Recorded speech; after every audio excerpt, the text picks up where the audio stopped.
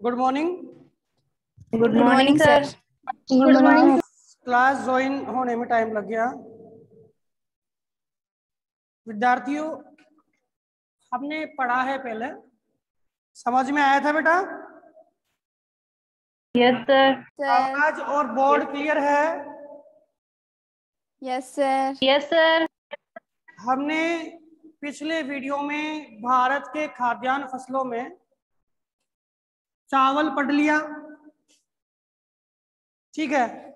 चावल के बाद गेहूं पढ़ लिया बेटा? भैया यस या नो? Yes sir. चावल हो Yes, गया sir. कंप्लीट। यस चावल के सर। बाद गेहूं। Yes sir. देखिए, गेहूं में हमने पढ़ा कि गेहूं एक समशीतोष्णीय कटिबंधीय पौधा है। क्लियर बात है भाई? यस या नो बोलते जाइए, हाँ या ना। गेहूं एक कैसा पौधा है? समशीतोष्णीय कटिबंधीय पौधा है। दूसरी बात, यस सर। गेहूं है वो पूरे विश्व के उत्पादन का 11.7% भारत से प्राप्त होता है, 11.7%। भारत का गेहूं दूसरा खाद्यान्न है। पहला खाद्यान्न क्या है? चावल। चावल है। इसके अलावा भौगोलिक दशाओं की बात करें तो गेहूं भारत के मध्य क्षेत्र में उत्पादित किया जाता है। तापमान की बात करें तो बताओ बेटा, कितना तापमान चाहिए गेहूं की फसल के लिए? बताइए। 10 से 25 डिग्री लिखवा दिया था कि गेहूं का तापमान? No sir. नहीं लिखवाया, मतलब गेहूं पढ़ाया नहीं था पूरा ना। देखो, नो सर। गेहूं जो फसल है वो सेकंड खाद्यान्न फसल है भारत की, ठीक है। इस खाद्यान्न फसल के लिए देखें तो हमने ये पढ़ा था कि गेहूं का पौधा कैसा है बेटा? समशीतोष्ण कटिबंधीय पौधा है। और चावल का कैसा था? बताइए भाई, चावल का कैसा था? जल्दी से बताइए बेटा, चावल का पौधा कैसा था? उष्ण कटिबंधीय। उष्ण कटिबंधीय। उष्ण कटिबंधीय। उष्ण कटिबंधीय। गेहूं का पौधा कैसा है?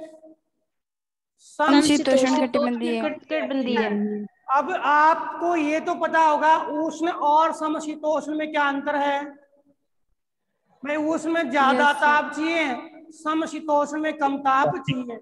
उष्ण कटिबंधीय एरिया में सर्वाधिक वर्षा और समशीतोष्णीय में कम वर्षा की आवश्यकता होती है, ठीक है। अब गेहूं के लिए भौगोलिक दशाओं की बात हम करें तो आप नोट डाउन भी करते रहना। भौगोलिक दशाओं में सबसे पहली दशा क्या है बेटा? तापमान। गेहूं के लिए तापमान जिसकी आवश्यकता है वो है 10 डिग्री से 25 25 डिग्री 10 डिग्री से 25 डिग्री सेंटीग्रेड। सेल्सियस। इसमें एक बात और ध्यान रखना, 10 डिग्री तो बोते समय, ठीक है। 15 डिग्री पकते समय। कितना भाई ग्रोथ होती है तब कितना चाहिए? 15 डिग्री, यानी बढ़ते समय। जब ग्रोथ होती है, पकती नहीं। ग्रोथ का मतलब क्या होता है? बढ़ना। बढ़ते समय कितना चाहिए? बढ़ते समय 15 डिग्री 15 डिग्री सेंटीग्रेड। ठीक है। और जब ये पकता है तो पकते समय 20 से 25 डिग्री सेंटीग्रेड तापमान चाहिए। कितना चाहिए भाई? 20 से 25 डिग्री सेंटीग्रेड 20 से 25। ठीक है। पकते समय कितना चाहिए? 20 से 25 डिग्री सेंटीग्रेड तापमान चाहिए, ठीक है। आपको ये पता है कि भारत में गेहूं है मुख्यतया कौन सी फसल में बोया जाता है? पढ़ा हुआ ना? बताइए, कौन सी फसल में? रबी की फसल में। रबी की फसल में गेहूं बोया जाता है। कौन से में? रबी की जाता फसल है। में। किस तापमान की आवश्यकता है? रबी की फसल 10 में 10 से 25 डिग्री सेंटीग्रेड तापमान की सम आवश्यकता है। वर्षा की बात करें तो वर्षा गेहूं में चावल की तुलना में कम चाहिए। चावल की तुलना में वर्षा क्या चाहिए बेटा? कम चाहिए। कितनी चाहिए? लगभग 75 सेंटीमीटर से 100 सेंटीमीटर हमें क्या चाहिए? वर्षा चाहिए। पता है क्यों? बताना भाई। विश्व का गेहूं कितना परसेंट होता है भारत में? 11.7%। 11.7%। 11.7%। देखो, और कौन सी फसल में होता है भाई? रबी की फसल में। लॉजिक ध्यान रखना बेटा। रबी की फसल में होता है, और रबी की फसल है वो कौन सी ऋतु में आती है? शीत ऋतु में। शीतकाल के समय। और भारत में जो वर्षा होती है वो एक तो होती है बेटा ग्रीष्मकालीन मानसून से, और एक होती है बेटा शीतकालीन मानसून से। एक तो ग्रीष्मकालीन मानसून से होती है, एक शीतकालीन मानसून से। अब आपके सामने प्रश्न सामने है कि शीतकाल से ज्यादा वर्षा होती है ग्रीष्मकाल से? ग्रीष्मकाल से ज्यादा वर्षा। से क्योंकि हमने पढ़ा कि भारत में सबसे ज्यादा कौन सी फसल उत्पादित की जाती है? खरीफ की चावल। हर एक किसान खरीफ की फसल का उत्पादन करेगा, लेकिन हर एक किसान रबी की फसल का उत्पादन नहीं करेगा, क्योंकि भारत में शीतकाल में वर्षा क्या होती है? कम होती है। और ये वर्षा किसके माध्यम से होती है बेटा? पश्चिमी विक्षोभ। विक्षोभ। पश्चिमी विक्षोभ बताया था कि पश्चिमी विक्षोभ कहाँ से आते हैं? 9th क्लास में आपने पढ़ा होगा कि ये विक्षोभ आते हैं आपके अरब सागरीय क्षेत्र से, सॉरी भूमध्य सागरीय प्रदेश से। कौन से प्रदेश से आते हैं? भूमध्य सागरीय। और भारत के उत्तरी भाग में वर्षा करते हैं पश्चिमी विक्षोभ, और इनको जो वर्षा का जो रूप है, इनकी वर्षा का रूप है जो पश्चिमी विक्षोभों से होती है, उन्हें क्या बोलते हैं? मावट बोलते हैं। मावट। भाई सर्दियों में हमारी जो वर्षा होती है बेटा, उसे क्या कहेंगे? मावट। पश्चिमी विक्षोभ या मावट। पश्चिमी विक्षोभ से तो होती है, और पश्चिमी विक्षोभ से होने वाली वर्षा को क्या बोलते हैं? मावट है। पश्चिमी विक्षोभ कहाँ आता है? भूमध्य सागर में उत्पन्न होता है। पश्चिम से हवा पूर्व की ओर चला करती है, और इससे हमारे भारत में हाई टेम्परेचर जोन है, इधर आर्द्र हवाओं के कारण क्या होती है? वर्षा होती है। दूसरी, ग्रीष्म काल में वर्षा होती है दक्षिणी पश्चिमी मानसून से। कौन से मानसून से बेटा? दक्षिण पश्चिमी मानसून से। कौन से मानसून से? दक्षिणी पश्चिमी मानसून से। ठीक है। अब दक्षिणी पश्चिमी मानसून से होने वाली वर्षा आपको पता है भारत के दक्षिणी भाग में होती है, भारत के उत्तरी भाग में भी होती है, भारत के पूर्वी भाग में भी होती है। अरब सागरीय मानसून बोल दो या बंगाल की खाड़ी का मानसून बोल दो। तो बताओ, लॉजिक हो गया। रबी की फसल में वर्षा कम है क्योंकि शीतकाल है, इसलिए गेहूं में भी वर्षा की मात्रा कम होती है। सब जगह रबी की फसल नहीं बोते हैं क्योंकि वर्षा होती है कम, और किसकी आवश्यकता पड़ती है बेटा? सिंचाई की। किसकी? सिंचाई की। ठीक है। अगर मान लो कि वर्षा कम हुई तो किसकी आवश्यकता पड़ेगी? सिंचाई की। और जहाँ पे सिंचित क्षेत्र है या शीत काल में वही फसलें बोई जाएगी जो जिन क्षेत्रों में सिंचाई के साधन आसानी से उपलब्ध हो जाते हैं। अब आपका प्रश्न होगा कि साहब इसमें 75 से 100 सेंटीमीटर ही तो चाहिए, तो फिर सिंचाई की आवश्यकता क्यों है? क्योंकि हमारे शीतकाल में 75 से 100 सेंटीमीटर वर्षा भी नहीं होती है। बताओ। और शीतकाल में बोने का दूसरा रीजन क्या है? यह समशीतोष्णीय कटिबंधीय पौधा है, जिसके लिए विभिन्न टेम्परेचर की आवश्यकता होती है। ठीक है। अब हम बात करें मिट्टी की। समझ में आ रहा है बेटा अच्छी तरह? भाई समझ में आ रहा है क्या? Yes sir. Yes sir. कोई भी आपका XYZ प्रश्न हो तो आप पूछ सकते हो मेरे से।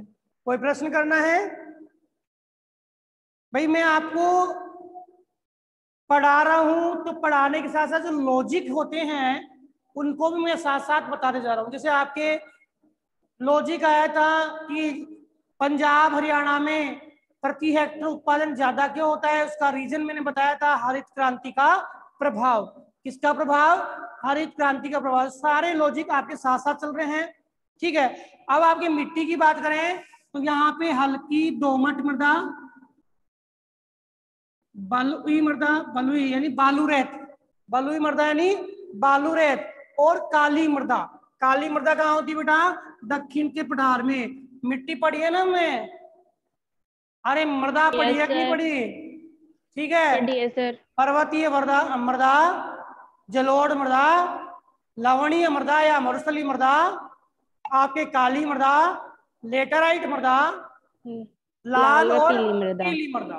पीली मृदा। हमने 6 प्रकार की मिट्टी को पढ़ा है, ठीक है। सबकी जो हमने विशेषता भी पढ़ी है, स्थान के साथ साथ विशेषता भी पढ़ी है, ठीक है।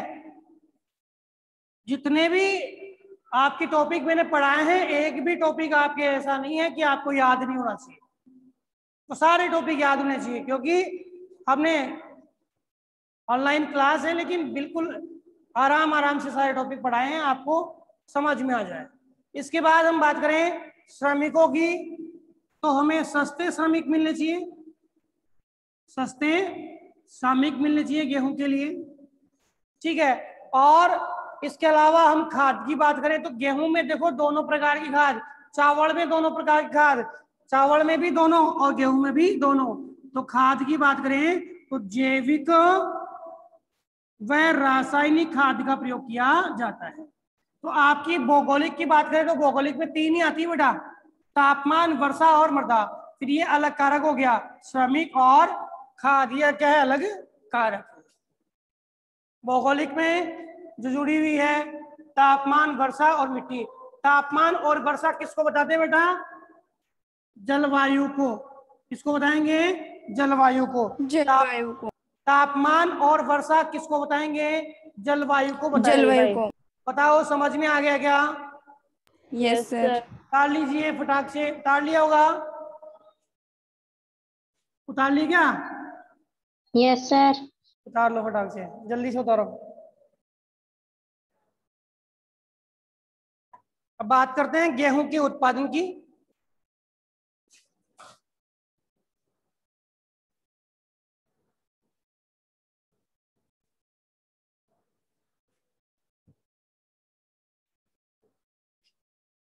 गेहूं का उत्पादन,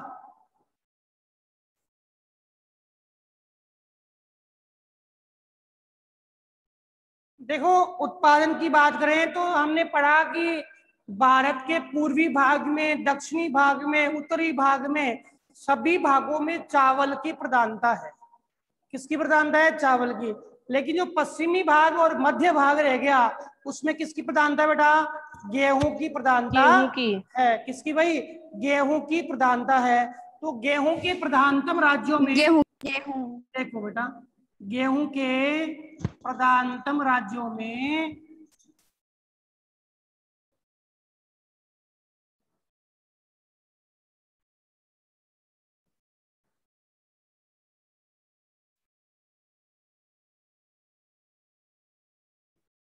गेहूं के प्रधानतम राज्यों में हम बात करें, देखना पंजाब में, शॉर्ट में लिख रहा हूं हालांकि पूरा लिखूं क्या? पंजाब, हरियाणा, उत्तर प्रदेश। गेहूं के उत्पादक राज्यों में एक तो आता है पंजाब का नाम, एक हरियाणा का नाम आता है, एक उत्तर प्रदेश का नाम आता है, एक बिहार का नाम आता है और एक मध्य प्रदेश का नाम आता है।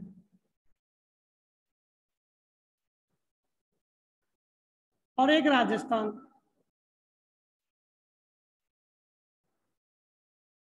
एक किसका नाम आता है? राजस्थान का। ये गेहूं के उत्पादक राज्य है।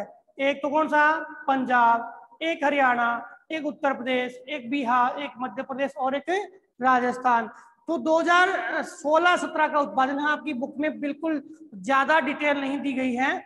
मैं एक बार आपको समझा रहा हूं कि यूपी का जो भाग है ये चावल के उत्पादन में आता है, बिहार का भाग चावल के उत्पादन में आता है, वेस्ट बंगाल चावल का सबसे बड़ा उत्पादक राज्य है, इसके बाद उड़ीसा, ठीक है, छत्तीसगढ़, ठीक है, आपके आंध्र प्रदेश, तेलंगाना, तमिलनाडु, केरल, ये महाराष्ट्र, ये आपके चावल के बड़े उत्पादक राज्य है, ठीक है। ऐसे ही पंजाब हरियाणा भी आपके चावल का प्रमुख उत्पादक राज्य था। लेकिन हम गेहूं की बात कर रहे हैं, तो गेहूं में सबसे ज्यादा उत्पादन करने वाला जो पहला राज्य है, क्योंकि ये आपकी भूमि है जलोढ़ मृदा वाला क्षेत्र है, और सबसे ज्यादा उत्पादन 2016-17 के अनुसार 30.1% उत्पादन है गेहूं का। कौन सा राज्य करता है बेटा, बताइए? उत्तर प्रदेश सबसे उत्तर प्रदेश। उत्पादन मध्य करता है गेहूं का 2016-17 के अनुसार उत्तर प्रदेश। इसके बाद जो उत्पादन करता है गेहूं का 17.9%, वो है मध्य प्रदेश। दूसरे नंबर पे उत्पादन कौन करता है? मध्य प्रदेश। और तीसरे नंबर पे उत्पादन करने वाला कौन है? पंजाब, 16.4%। तीन उत्पादक बड़े राज्यों की हम बात कर रहे हैं, पहला यूपी, दूसरा मध्य प्रदेश और तीसरा पंजाब। बताओ कौन कौन से राज्यों में? यूपी, मध्य प्रदेश और पंजाब। पंजाब। मध्य प्रदेश और पंजाब। इसके अलावा राजस्थान भी लगभग 7 से 8% तक उत्पादन करता है, हरियाणा से शीर्षस्थ है। राजस्थान भी 7 से 8% उत्पादन करता है, किसका? गेहूं का। और राजस्थान के जिलों में जो गेहूं उत्पादन करते हैं उन जिलों के नाम आप लिख लीजिए: गंगानगर, हनुमानगढ़, भरतपुर।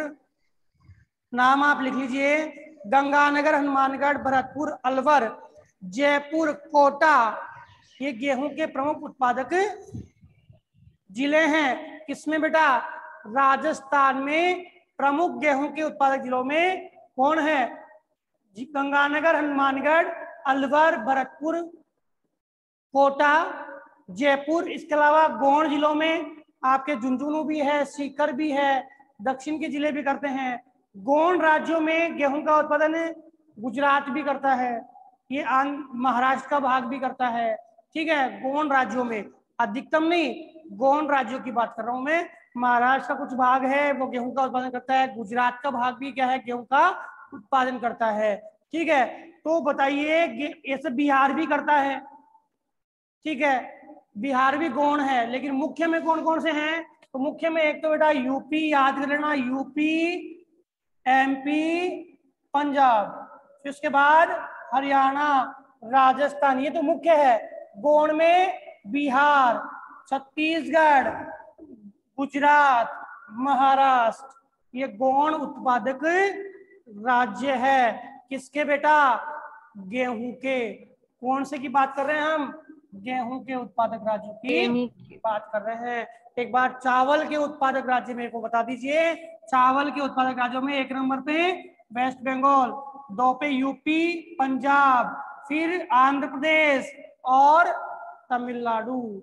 ये चावल के बड़े उत्पादक राज्य थे। बताइए समझ में आया कि नहीं आया? Yes sir. Yes sir. आ गया क्या? ऐसे बेटा यस सर बोलने से काम नहीं चलेगा। आप बताइए, गेहूं के लिए वर्षा कितनी चाहिए? 750 डिग्री सेल्सियस। 750 degree Celsius. अरे वर्षा बेटा, वर्षा 75 सेंटीमीटर या 750 मिलीमीटर। मिलीमीटर तो 10 से गुणा कर देंगे ना, तो आपके कहीं भी दिया हुआ है तो 750 मिलीमीटर होगा। और सेंटीमीटर कितना है? 75 सेंटीमीटर है। और तापमान को डिग्री में मापते हैं, वर्षा को सेंटीमीटर मिलीमीटर में मापते हैं। आपकी बुक में कुछ स्थान है वो भौतिक आधार पे दिए गए हैं कि जो चावल है वो कहाँ होता है बेटा? चावल होता है गंगा सतलज के मैदान में। तो गंगा का मैदान, सतलज का मैदान, तो सतलज के मैदान में कौन सा आ गया बेटा? पंजाब आ गया। और गंगा के मैदान में कौन आ गया? यूपी और बिहार आ गया। आपकी बुक में गंगा सतलज का मैदान दिया है, तो गंगा के मैदान में यूपी बिहार आ गया और सतलज के मैदान में आपके पंजाब आ गया। दूसरा नाम दिया है दक्षिण का काली पठार। दक्षिण का जो पठार है उसमें आपके एमपी का भाग आ गया और महाराष्ट्र का भाग आ गया। दक्षिण के पठार में एमपी का भाग आ गया और महाराष्ट्र का भाग आ गया। तो एक बार रिपीट कर रहा हूं, क्षेत्र में कौन कौन से? यूपी, बोलिए साथ साथ, यूपी, एमपी, पंजाब, राजस्थान, हरियाणा, गुजरात, महाराष्ट्र, ये प्रमुख उत्पादक क्षेत्र है। समझ में आ गया कि बेटा? Yes sir. समझ में आया कि नहीं आया? अब इसके बाद आपका जो तीसरा अनाज, भाई खाद्यान्न की बात कर रहे हैं हम। पहला तो क्या पढ़ा हमने? अरे पहला क्या पढ़ा बेटा? चावल। चावल। बेटा निश्चित तौर पर यहाँ से प्रश्न आएंगे ही आएंगे, इसमें कोई भी दो राय नहीं है, बिल्कुल 101% आएंगे। अब आप एक प्रश्न इसका और ध्यान रखना कि चावल का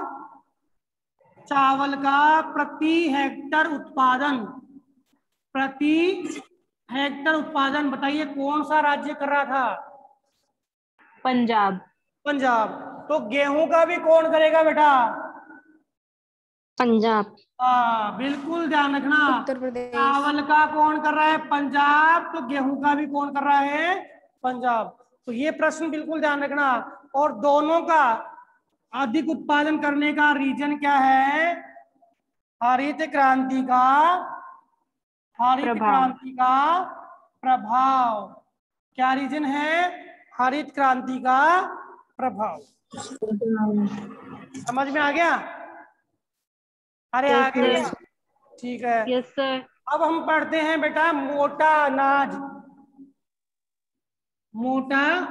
जिनको मोटे अनाज की श्रेणी में लिया गया है। आप कहोगे साहब मोटे अनाज में आप जिस अनाज का नाम ले रहे हो वो तो इन दोनों से पतला है, कौन से? मोटा अनाज बोला गया है। मोटा अनाज में 3 अनाज जो हम मुख्यतः ध्यान में रखते हैं, एक तो है ज्वार, एक है बाजरा, एक है रागी।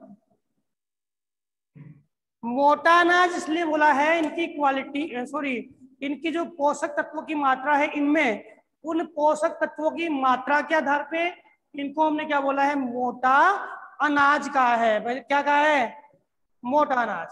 भारत में मोटे अनाज की दृष्टि से देखें 3 अनाज प्रमुख है। सबसे पहला हम बात करेंगे ज्वार।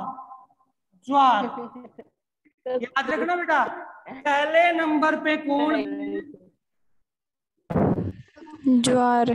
अरे चावल, खाद्यान्न की बात कर रहे हैं ना बेटा हम।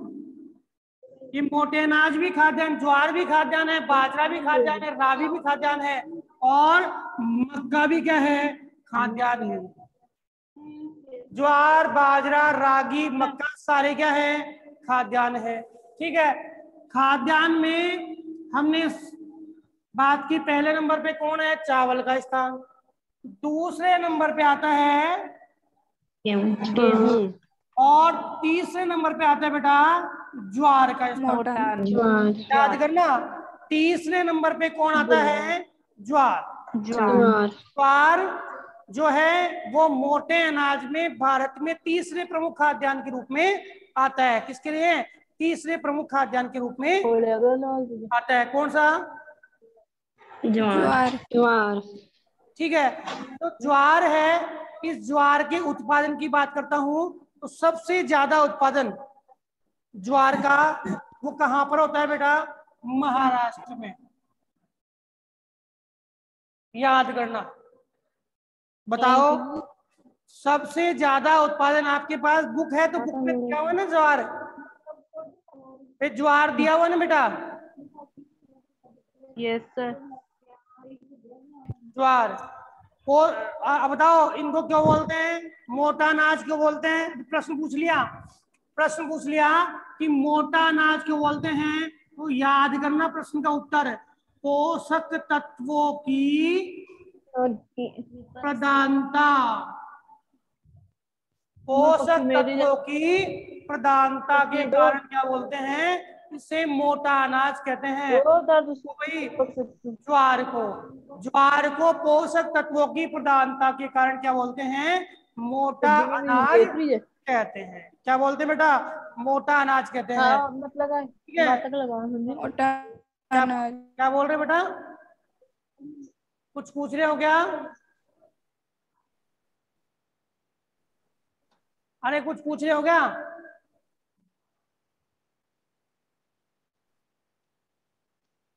नहीं पूछ रहे?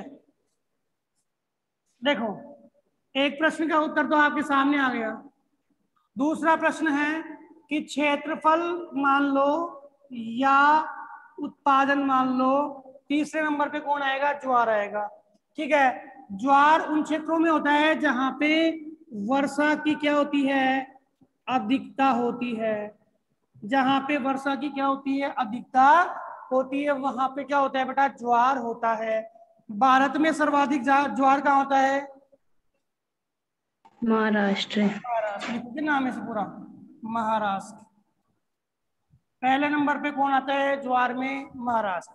महाराष्ट्र के बाद में महाराष्ट्र। कर्नाटक, आंध्र प्रदेश। राज्यों की लोकेशन तो पता है ना? अरे राज्यों की लोकेशन तो पता है? Yes sir, yes sir.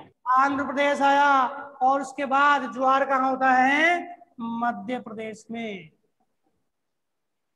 लिख लीजिए, ज्वार का उत्पादन कहाँ का होता है, सबसे ज्यादा महाराष्ट्र, फिर कर्नाटक, फिर आंध्र प्रदेश, और फिर मध्य प्रदेश इसके प्रमुख उत्पादक राज्य है। बताओ ज्वार कहाँ होगा, जहां पे वर्षा की अधिकता होगी।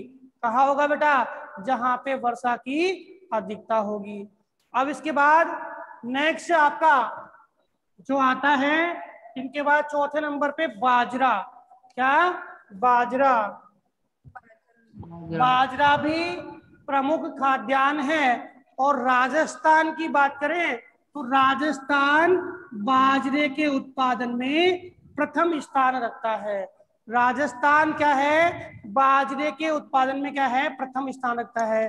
पूछा जाए कि बाजरा कहाँ की फसल है, तो बाजरा अफ्रीकी या अफ्रीका का मूल पौधा है, क्योंकि उष्ण कटिबंधीय पौधा है ये। उष्ण कटिबंधीय पौधा है। 50 सेंटीमीटर से कम वर्षा की इसमें आवश्यकता होती है। 50 सेंटीमीटर से कम वर्षा की आवश्यकता होती है। तो आप ध्यान रखना, अफ्रीका का मूल पौधा है, और यह पौधा उष्ण व शुष्क जलवायु का पौधा है। उष्ण व शुष्क जलवायु का पौधा क्या है भाई, बाजरा है। ठीक है, और यह पौधा, इसके हम तापमान की बात करें तो बाजरे के लिए हमें तापमान 30 से 35 या 25 से 35 डिग्री सेंटीग्रेड तापमान की आवश्यकता होती है। 25 डिग्री से 35 डिग्री सेंटीग्रेड तापमान की आवश्यकता होती है। किसके लिए भाई, बाजरे के लिए 25 से 35 डिग्री सेंटीग्रेड तापमान की आवश्यकता होती है। इसके अलावा हमें बाजरे के लिए वर्षा की बात करें तो 50 सेंटीमीटर